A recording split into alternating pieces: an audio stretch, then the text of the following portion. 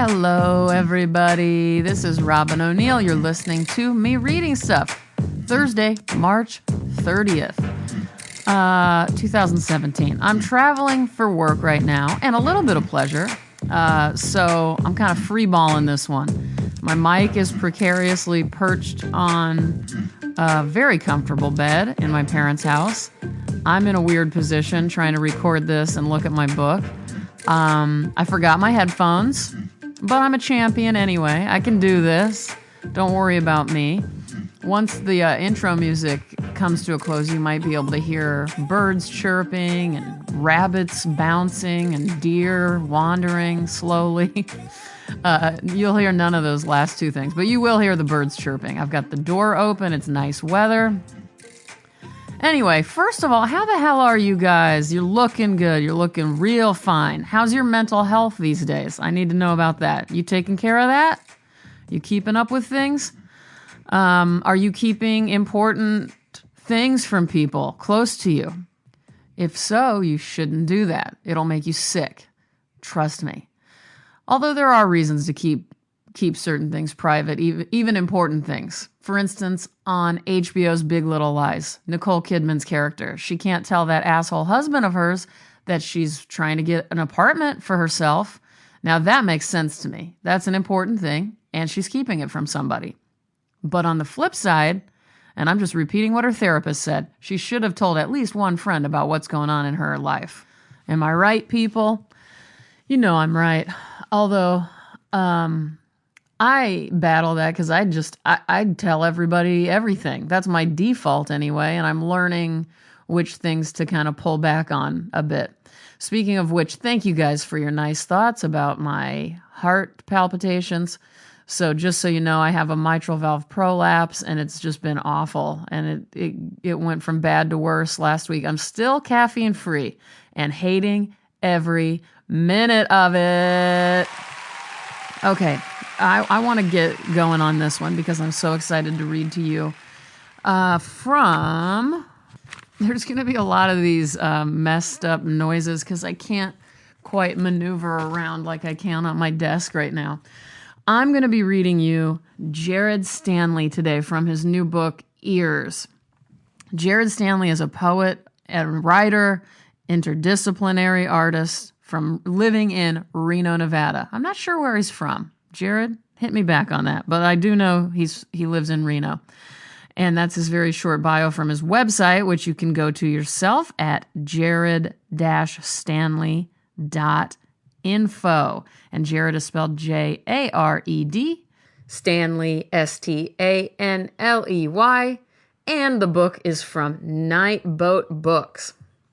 But I'm excited about Jared for a lot of reasons. My friend Julie Weis, who I've talked about on here before, artist and writer living in Los Angeles with me. I mean, not in my apartment, but in the same city. I've known her forever. You can go to her website, julieweitz.com, which I am putting a link to. She went to some residency where Jared was, and they became friends. And she just said for whatever reason, she knew right away Jared and I would like each other. And so we've been friends ever since who have not met. Just like most of my friends these days, I haven't met them in real life, but that's okay. We'll work on that. And it was just perfect timing. And since his book is called Ears and the cover is done by an artist who I really love, Julia Schwadron, everything about this book, it was like came into my life at the perfect time. And you hear those birds? They are loud right now. So, and the good news for you guys is this book is only $15.95. Get it at small press distribution. And anyway, I don't really know how to talk about how much I love it and why I love it because it's still very new to me. And I've explained this on the podcast. When I hate something, I can talk about that immediately and at length. But when I love something, I'm a little confounded. That's what I look for in poetry, in art, in movies. I want to be confounded. I don't want to be able to talk about it yet. So that's the way I do things. And what I'm going to be doing right now is reading you from Jared's poem called Pauses. Palpable somnia is a book's work. There's a wasp's nest in the statue's armpit. Warm rabbit urine on my ring finger. These sub-vangelist Muzak psychological warfare test subject kind of feelings. Being a weirdo is expensive. The pruning of these lemon trees, the morass of these figs, furiosity, an infinity of shoes, body spray, the age-old ruses of fishes and insects, vodka, milk, and cup of noodles, to build up a world of strange books in the absence of faith. Shells and trees. Q Slayer. Dude at the front of the pharmacy line scratches his beard with a credit card. Do libertarians wash their hands? Possible dust clouds next 11 miles. Think and the mouth's a pour. Hot dogs and white wine. It rained in Mecca despite being 109 degrees. A pleasure escapes the eye. It could have been anyone's iconoclasm that did them in. It could have been mine. Sarcastic dreams. Polymer foliage. It was either insecticide or horse tranquilizer. What's the best way to remember the wars inside us? Innovative. If the wind's right, doves look like falcons. Powder-free latex exam gloves. Her dad looked like a giant hippie oak tree. Gypsum cave served as an ice age latrine for giant ground sloths for thousands of years. I gotta read one more. This one's just called Poem. Keep on keepin' on, truckin', going with the flow, doing what I can, keeping my head on straight, plugging away, keeping my head down, pulling on my walking shoes, doing what I can, going with the keepin' on, trucking my head on straight, doing what I'm pulling my head down, keeping with the flow, pulling what I can, doing what I pull, plugging what I keep. I can't get enough of that one. That's the one I told Jared. I read that the first time and I looked up at my ceiling and I was just like, what in the world is even happening anymore? So thank you, Jared, for that. Thank you, thank you, thank you. That's a compliment for any of those confused. Listen, the good news about right this minute is that all next week, if you're on the upper East Coast, people don't say that. Well, listen to what I'm talking about. Jared is doing a tour with this book and some readings. So starting Monday, April 3rd in New York at Bert's Brooklyn Poetry Shop.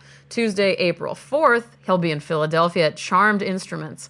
Skipping Wednesday, he's taking Wednesday off. Then on Thursday, April 6th, back to New York State at Bard College at the campus center. I think you pronounce it Weis Cinema at 6 p.m. I don't know if you say Weis, but it's W-E-I-S in the campus center.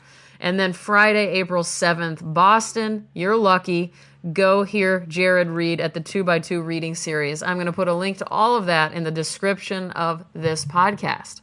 Oh, I wanted to say also, a lot of you guys reached out loving Cole Swenson, the poem I read of Cole Swenson's last week, and there were two more people who said that Cole Swenson personally meant a lot to them and acted as their mentor at different times of their life. So apparently Cole Swenson is just an angel sent from heaven to be here for all of us, and especially for you writers. So that made me really happy. I now hear the distant sounds of a lawnmower, by the way.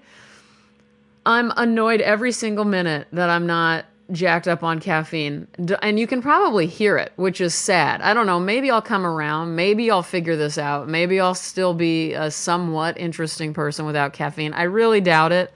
I credit caffeine for everything good about me, so I don't know what to do. But I'm not allowed. I'm not allowed anymore. I am not allowed. It's over with me. So don't forget, everybody, be regular and orderly in your life so that you may be violent and original in your work. That's Gustave Flaubert.